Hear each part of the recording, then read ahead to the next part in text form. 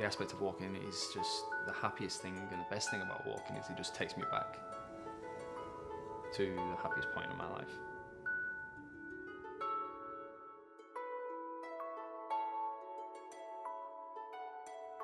I think we all, at some point in our lives, want to find some sense of purpose, and I think I've been searching for that for a long time.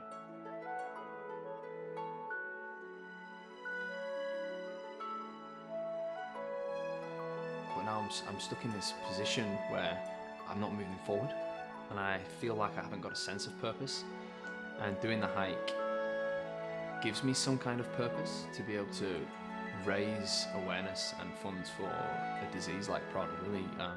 That gives me purpose. I can help these people.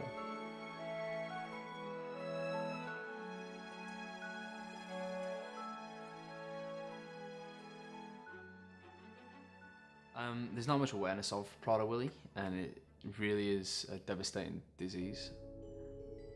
And this is going to create, hopefully, more awareness and some funding to help towards research in finding a cure.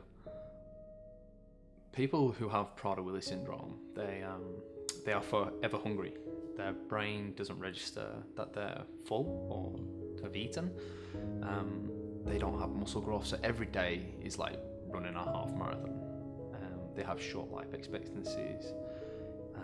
There's a lot of, and as you can imagine, there's a lot of obesity in Prader-Willi syndrome because they don't register that they're full, and it's a big problem.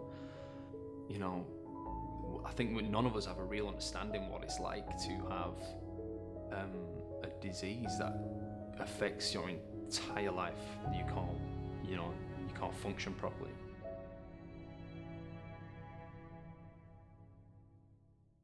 It took me a lot to get to where I am. I came to Australia with absolutely nothing. I came here, I paid 3 weeks rent in a hostel and a fridge full of cheap food, and I had $500. And I had no way of getting home. I had no friends. That was probably the hardest time in my life, was when I moved here.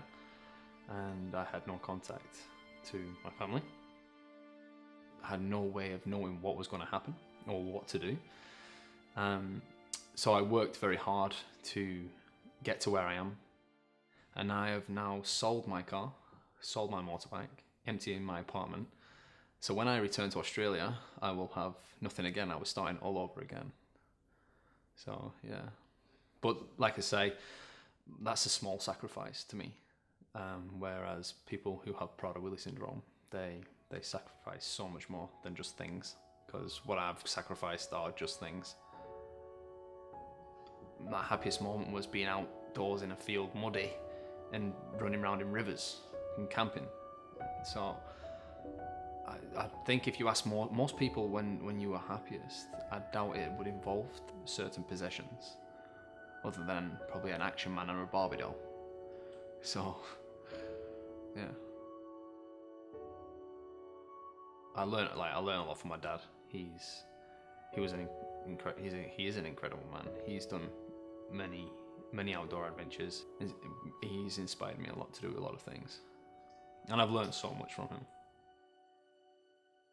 My mum, again, she's an amazing woman, very talented, and this is where the charity side comes in. She has a beautiful giving nature, and she's always giving. She never thinks about herself. She's a very selfless woman, and I am her biggest fan. I will be walking from the Canadian border, across Washington, Oregon, Northern California, and Southern California, and ending at the Mexican border. So my base weight is meant to be, the advice that I got was 6 kilograms, but my base weight is probably going to be about 10. So yeah, that's before food or water. I have to carry a bear canister with me for part of the trip to keep my food in at night, so the bears don't obviously come in for a dinner party. So I think that physically, I think the biggest challenge is going to be looking after my feet, because feet's number one. and you lose toenails, you blisters. It is a long way, and it will be consistent for a matter of months, but I'm looking forward to it, and I'm accepting the challenge with a smile on my face, so it's good.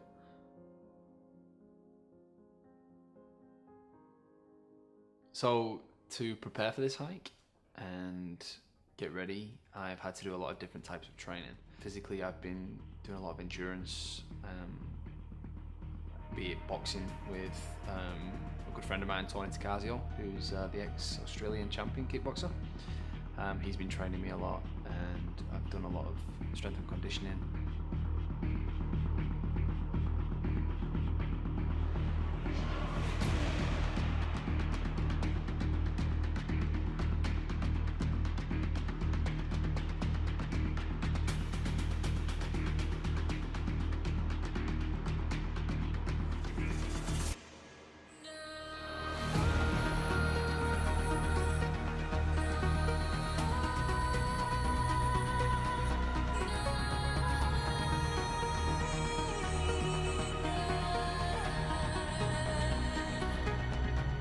If there is something you're looking to do, don't think about yourself in that situation. Yeah, you're gonna gain benefit from what you are doing, but also think about how it can help other people.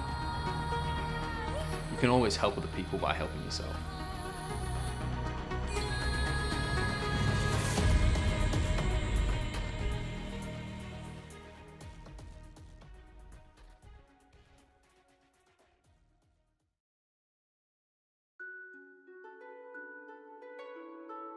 I'm actually really looking forward to being out in nature and being in my own headspace.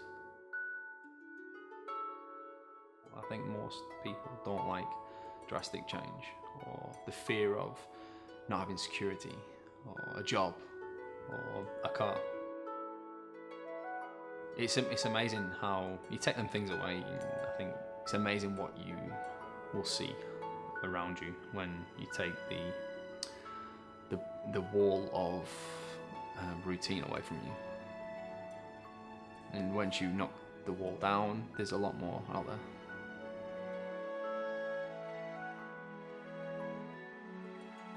There's a reason I'm doing this. It's not only myself, and there's people relying on me. You can follow my journey on Instagram and Facebook, and it would be great if you could make a small donation to the charity, or even share this video on your social media networks to help raise awareness for Prader-Willi.